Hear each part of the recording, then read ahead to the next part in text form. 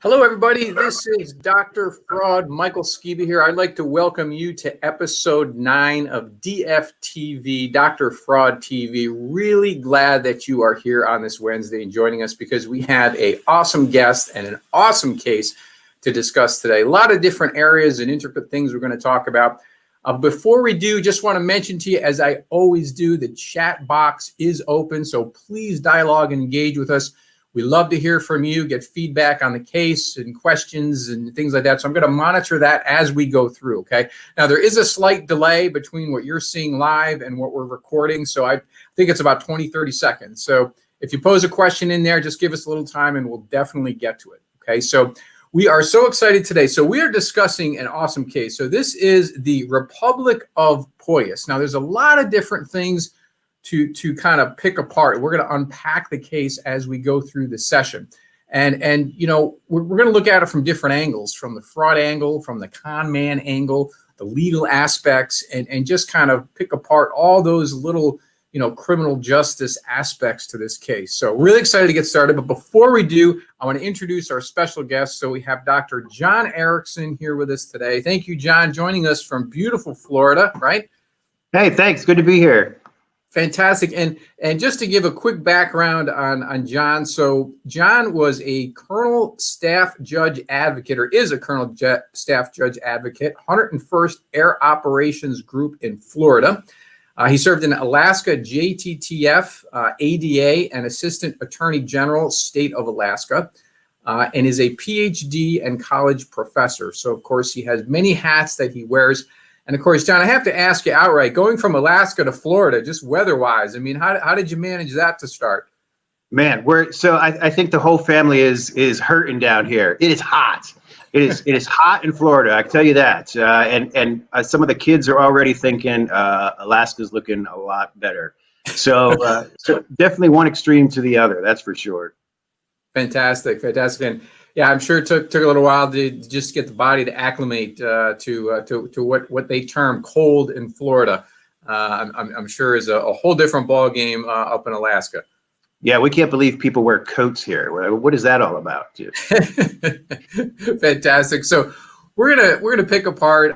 John and I are gonna really talk about this case and delve in. So if you're not familiar with this case, it's very, very interesting. So this kind of, you know, this situation itself was based on a con man who basically scammed people of the time. This is back in the 1800s. And really it's based on all of those persuasive tactics that scammers and fraudsters use even today. And this is what I found interesting about the case when we really started to dive into it. And, you know, what's so impactful about this is still current today, in the fact that we know the exposure of scams and cons is upwards of about $2 billion. And I mean, this is what's really hard to even fathom, because one of the challenges we know with fraud in and of itself is that it's hard to quantify, right? You know, a lot of people just simply maybe don't even report it because they're embarrassed. But secondly, you know, the fact, you know, if it is thwarted ahead of time, you know, how much did you actually save down the road? So there's so many different, you know, aspects from a research and a you know, quantifiable perspective that kind of leads us to believe that 2 billion could even be a conservative number. But lo and behold, it still is very, very impactful and worth studying and spending a little time on today. So just to give you a little background on the case. So 1822, a gentleman by the name, well, I call him a gentleman, I use that loosely, by the name of Gregory McGregor, and I have his mugshot. And just so you know, too, so this is a picture of the island behind me here. Now, this is actually what was posted. As you can see, this looks like a beautiful location, right? I mean, you've got some ships, you've got just a beautiful landscape. And again, this was published back in the 1800s. So, you know, this was kind of part of the, you know, the marketing sheet, if you will, to actually entice some of these people in. So very interesting. But this is again part of his Gregory McGregor's kind of strategy with these people. Now, he was a native of Scotland. And here's his really nice mugshot. Now, What's interesting about this, at its core, he basically invented his own country. Okay, so this republic here, he invented. So he fabricated this, on his own. But if you look at his personality profile, and there wasn't too much to find, but back in the 1800s, there was still some record of his personality profile. But if you look at his history, he always had kind of in his background, a persuasive nature to him. He had those elements, and he really didn't know he was pushing those psychological buttons, which are widely published today. But he used those unbeknownst to him. So when you look at those, I found it very interesting, in the strategies that he used. So he invented his own country. Now, here's what's interesting: is he went so far as to even invent his own dollar. So this is his form of currency. Okay, so as you can see, looks very, very official. And John and I are going to pick apart this of how he actually, legally got all of these things through the system. And he went so far as to write a constitution. So look at this. I mean, fantastic, right? He's got all kinds of rules, regulations, section 2A, 1B. I mean, it looks very, very official. He's got seals on here. So he went at great length, to develop material, to entice his people.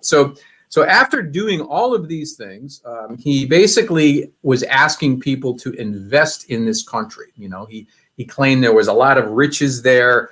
There was, unlimited resources, land and water, and all kinds of riches and things like this.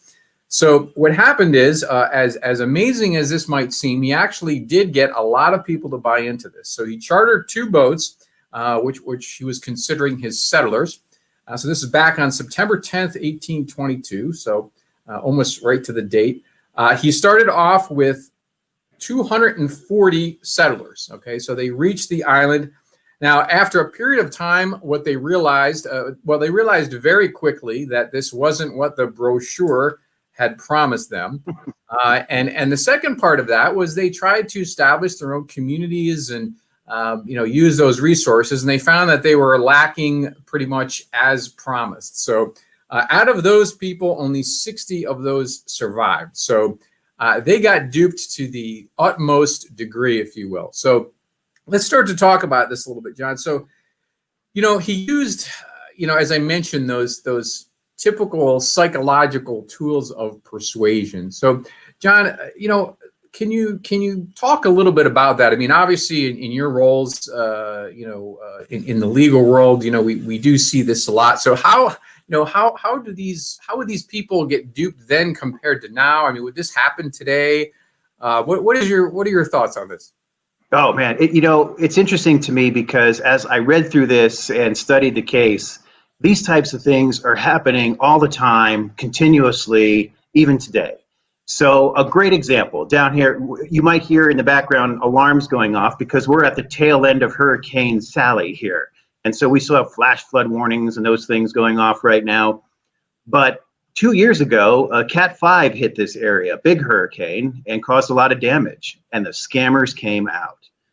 Unfortunately, some of those scammers were even attorneys. Attorneys came out and would work with people because they said, we want to help you. You have a need. There's something. They became trustworthy. And especially in a time when people were looking for change and assistance, they were ready to receive that help. And then the attorneys would collect money from insurance companies, and then guess what? Gone. And so that stuff's happening all the time. And there are plenty of examples. We laugh about the emails from princes who want to send us all their money. But I was in the federal court when a lady who was a teller at a bank actually believed one of those emails and started taking from the bank draw. And with the intent that she would one day return the money once the millions were sent to her account. As you're probably not surprised, it didn't work out that way.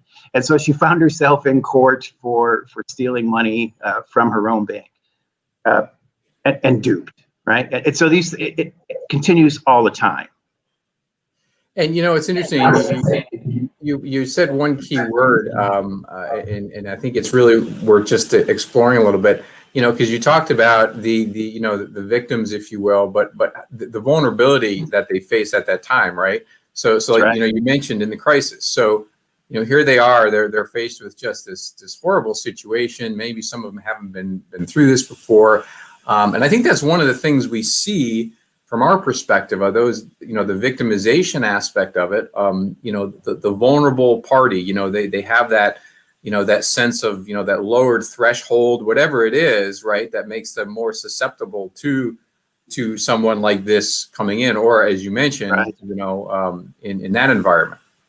Right, and look at McGregor here. I mean, they're looking for someone who's believable. This guy claims to be a prince, right? He claims to be a prince of this country. He's got his elaborate dress, and not only that, but as you pointed out, he has his own money. He's printed his own money for the country. He's got a constitution that he somehow made through the legal system and has been accepted.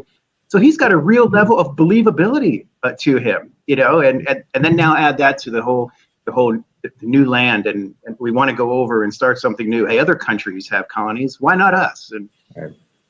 Real believable. Right. And I think, it's one of the themes that we see, in all kinds of, we know fraud scams are, generally bucketed under two different types. There's the opportunistic, those that don't really think about it and just have an opportunity and take it. Those are different. I mean, these types of frauds are highly contrived, they're thought out. It's very organized, and we see it at many different levels. Even the organized crime rings that I was involved in early on in my career investigating. I mean, they were run like an organization. I remember a whiteboard after one of the warrants we issued. It was a hierarchy of the organization. It was the CEO, the marketing people. I mean, it was unbelievable. Right. That was when I was very young, but just to the point that these are contrived. These are they're manipulative, and we look at the Madoffs, on the same scale. It's the same, those personality profiles. Holmes with the blood company, it's the same thing. You look at those personality profiles and the things that they have in their background. They have that alpha gene, but then they also have that just incredible, art of persuasion, where they could just sell. They could sell ice to you probably in Alaska, maybe. I don't know, or, well, maybe. You probably wouldn't get duped, but, I mean. But you're exactly right. I mean, make no mistake about it. These guys and gals like McGregor are brilliant. Mm-hmm. I mean, they're very smart. There's an aspect of narcissism to most of them, and they feel as though they're the thing, and oftentimes they convince themselves that they're not doing anything wrong. And you have to wonder if McGregor at some point convinced himself that, hey, you know what? The Venezuelans really recognized me. I'm pretty powerful, and I actually have been gifted some things, and he worked through it on his own to what he was doing, and perhaps convinced himself. Exactly. I had a question come in too about, talking about like the propensity for people to follow other people, even, and how powerful that is, and in psych terms, the power of persuasion, we call it the herd mentality, and I think it's really important. So I just want to kind of touch on that a little bit, because it came up as a question ahead of time. So you think about it, it's whatever you call it, the mob mentality, the herd mentality. We see it on a positive and negative front. And the fact that just psychologically, sociologically, and you and I have both, as academics, dabbled in this and seen studies and researched and been in this area. But, we know how people follow other people when when they're in that environment. They make decisions, that they normally wouldn't make, because they're just following people, following groups. And I think that's a really important factor in this case here, because, once he got some buy-in from one or two people, then it was like, hey, I already have investors. It's the whole, the way he marketed it. And then, before you knew it, he had 100, 200, and then it was, right. The big thing. And then also the second part of that is some people, that they get the, that I don't want to miss out thing. They're like, oh, yeah. So there was some urgency here, right? So, I mean, he gets these few people initially, and now he can switch his whole mantra and be like, hey, I only got a few tickets left. You don't want to miss out on this opportunity. I've already sold out to 100 people. And that probably became easier for him to sell as he went forward, going right with what you're saying on this crowd mentality. Yep, and that's another very strong. And it's funny because in some of the work I've done recently, related exactly like you mentioned before about the email, the hacking. So if we kind of take what happened here and transfer it right through a time machine till now, again, it's those same principles, the sense of urgency. And I remember I was looking at some research recently on the most successful cyber hacks and company or hackers that have penetrated into just phenomenal $1 million counter fraud systems, and they do it through social engineering, through people. It's amazing. 98% of the biggest cyber hacks have happened because of people. And it's really incredible because that sense of urgency is the psychological element of it is the number one factor, because they see that email and usually, it could be anything, right? It could be the fact that right now everyone has probably ordered something from Amazon, right? So, or shipped something from one of the big sites. So chances are in the last month, you have some order or tracking number going on. So, just sending a blanket email out there stating, hey, your item has been shipped, to click here for an update, right? Even if you hadn't had something shipped, my mind is like, well, wait, did someone use my account? Was it a spouse? Was it, yeah, the chances are I would probably check that. So it feeds into that sense of urgency. And usually involved in those emails is something like, hey, let us know within an hour, or, this is going to expire within blah, blah, blah. You're right. Some of the biggest phishing scams right now involve Netflix. We're all stuck in our houses. Everyone's binging on some show. So there's some people out there who are sending things out. Hey, there's a problem with your Netflix subscription. Right. Click here. Otherwise, you're not going to be able to watch the next episode, right? And people don't think, right? They just say, hey, something's wrong. I got to fix this. The next thing you know, they're re-entering their credit card. Right, exactly. And that's, transferred back to this case. Was interesting is that sense of urgency, he provided, because he was, again, very contrived, because he purchased the boats and contracted with the boats to leave. So of course it was like, if you didn't make the boat, then you literally were missing the boat. It's, right. You missed out on this fantastic opportunity, this promised land where riches were promised and things. So I think that's what's interesting. And one of the things when we started to dive into this case from a very, very granular level. So let's switch hats a little bit to the, obviously very credentialed in the legal space. So, what is your opinion on, how did he, this is 1822, 1800s. So how did he actually get some of this stuff through the court system, number one? This is, international court, Scotland. So I would assume it would be, a Scottish court, federal court. I don't know. But how would he, how do you think he fabricated that? And then, what do you see as the parallels with today? Some scam going as far and maybe duping courts at whatever level. Well, we know that the news, the media is full of things that are happening in the courts right now, and the courts are certainly being used for perhaps not the best reasons, for political reasons and whatnot. And we've seen some big cases over the year. But I think the bottom line here is some of our best attorneys are very persuasive. And you'll often talk with an attorney who says, for the right amount of money, I can make the law say whatever I want it to say. And so those professionals in the legal field do have a special talent when it comes to manipulating the law and when it comes to arguing what that law means. So we know that even today in the U.S. Supreme Court, when we get there and we're on a constitutional issue, there's going to be two sides. And those two sides are going to argue on what the Constitution means. And someone's going to win and someone's going to lose. And then when you have someone like McGregor, who has convinced himself that he is this prince, and you can only imagine how he appeared in the courtroom. You can only imagine how he appeared before the administrative officials when he was filling out paperwork. He likely had a sense of flair to him that, again, was believable. And he went in and people did not doubt him initially, had no reason to doubt him.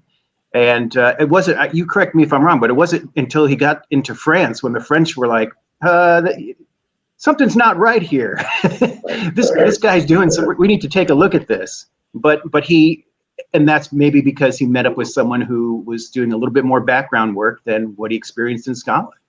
And that happens all the time. There are people who get through the court system, who get through one or two jurisdictions, but ultimately, inevitably, someone will get them. Someone will say this is not right, and that's kind of what happened to McGregor here.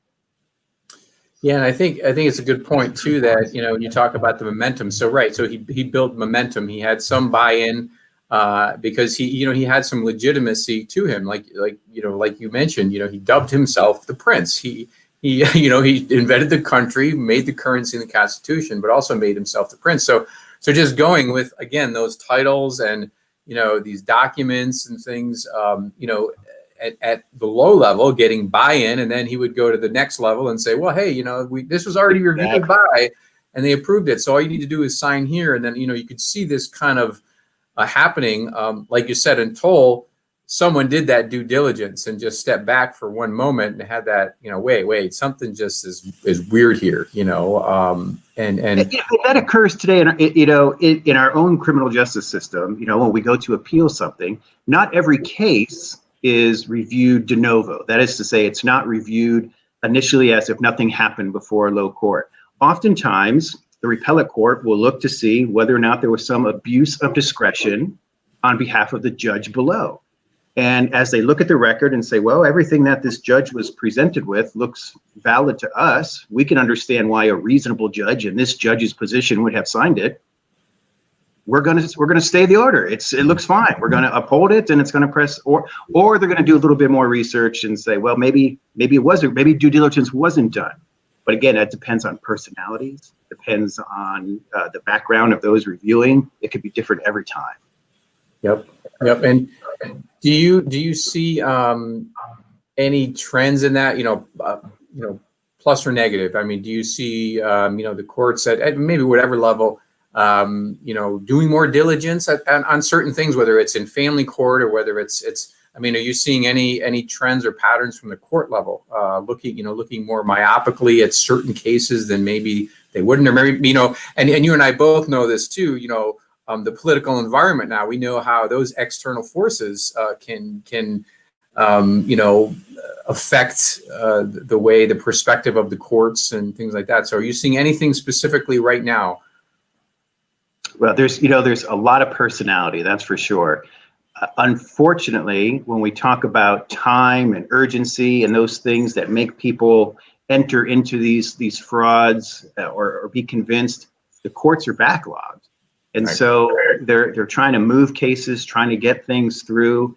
So perhaps now and again, a case will highlight, but oftentimes, it does become a lot about file movement. We've got to move this on. There's so many cases on the docket. And then add to that the fact that maybe the judge who has this overloaded docket is an elected judge. Right. And now an election's coming up. And the opponent is saying, look at so-and-so's docket. They can't even get driving violations off. And it becomes a psychological game for the judge as well. Personality. It's all about personality and how that's affecting them. But for sure, these things are happening all the time. Yeah, and I think, I again, relating back to some of the earlier cases that I had, and I remember, these were all white collar crime cases, which traditionally, at many court levels, we know, one of the major challenges, it's like cases like this, they are under prosecuted for various reasons. But one of the reasons I found was that the lack of interest or even glamour level with cases like this. I remember I had a slam dunk case, and this was at the state level, and it was a really great case, great exposure. Really nothing else to do on it. I worked with the prosecutor on it ahead of time. We aligned, and when it got to the point where we actually had to take action on it, some extraneous things happened. It was a political season, if you will. And some other big cases came up that just, this case just completely got sidelined, and it just sat and nothing ended up happening with it for that reason. So it was kind of an eye opener for me. Again, I wasn't naive going in, but just the fact that, I knew I had this case, and there were, duly noted, there were others that were, significant as well. But this is my case. I wanted this to go through, and right. And it didn't end up going anywhere. But just to your point, sometimes there's extraneous factors. They're not overt, but they're definitely there pushing, putting pressure on certain people. And white collar crimes are notoriously under prosecuted because of some of the reasons you said.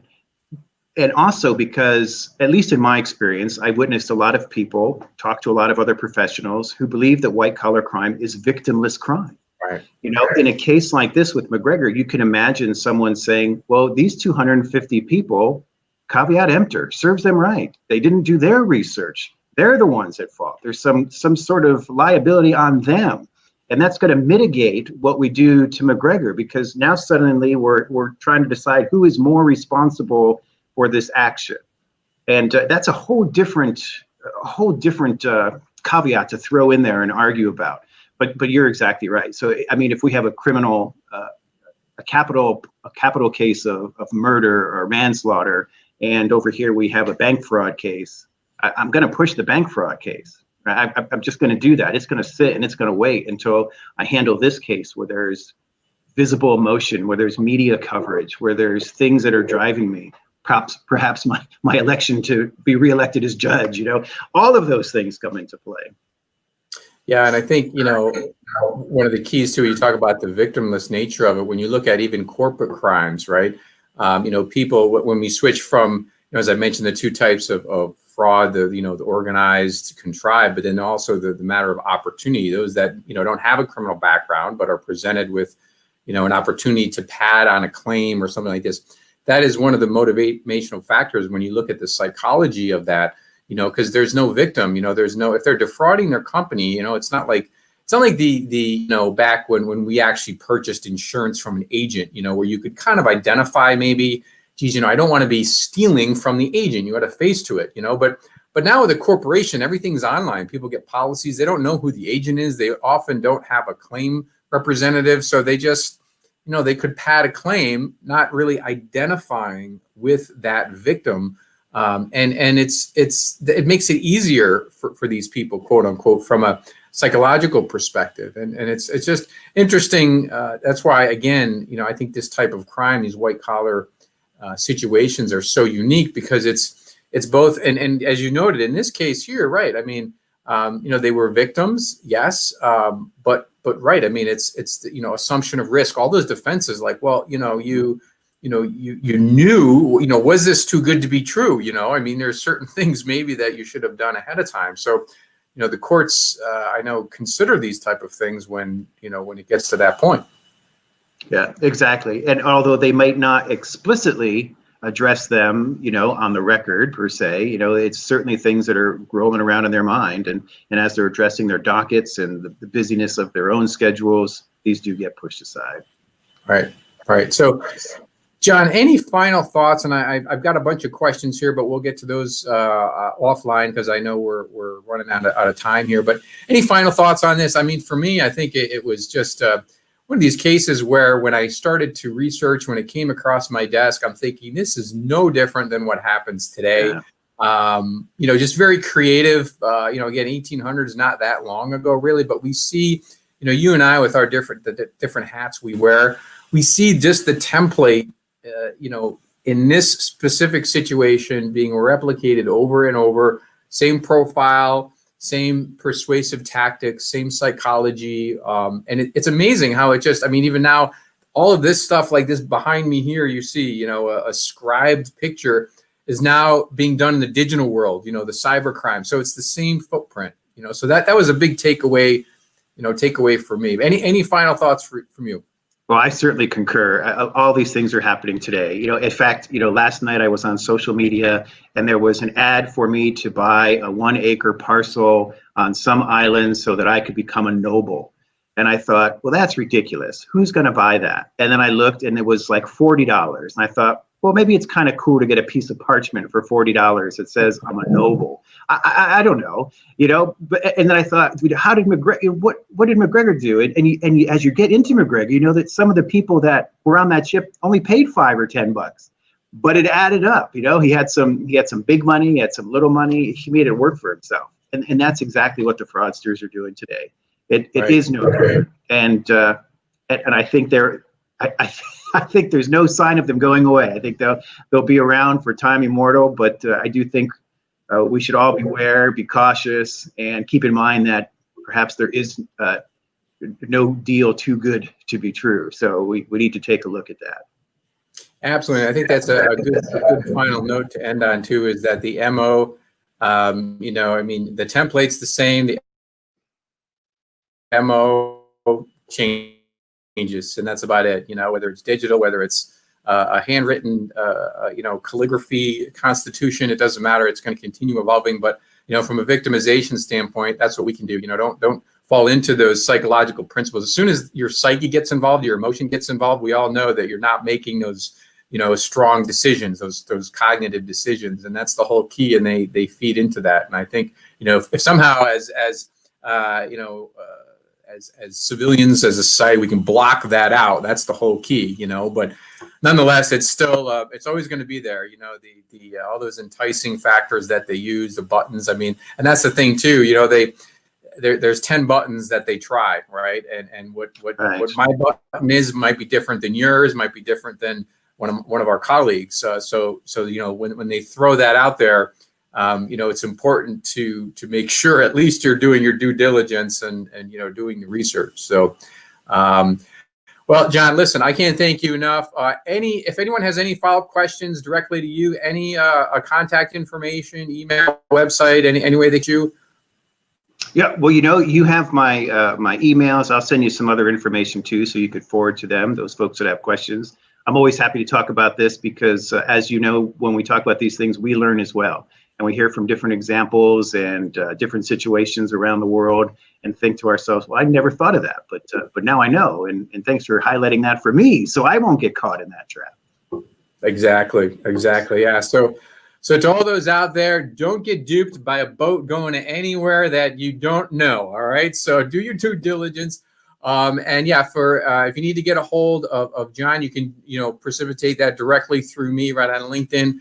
And as you guys know how to get a hold of me on my website, my email, jmichaelskieb@gmail.com. I'm all over LinkedIn as well. So we're really excited. Thank you, John, for joining us today and your expertise. Look forward to our guest joining us in 2 weeks for episode 10. So we're going to launch that probably next week or so. We'll launch the topic and what we're going to be tackling then. But as always, please continue to engage with us. Send me new ideas. As far as guests, if you'd like to be a guest, we're booking into November, December. But always welcome to ideas too. So everyone, have a great Wednesday, and we'll talk to you soon. Thanks so much.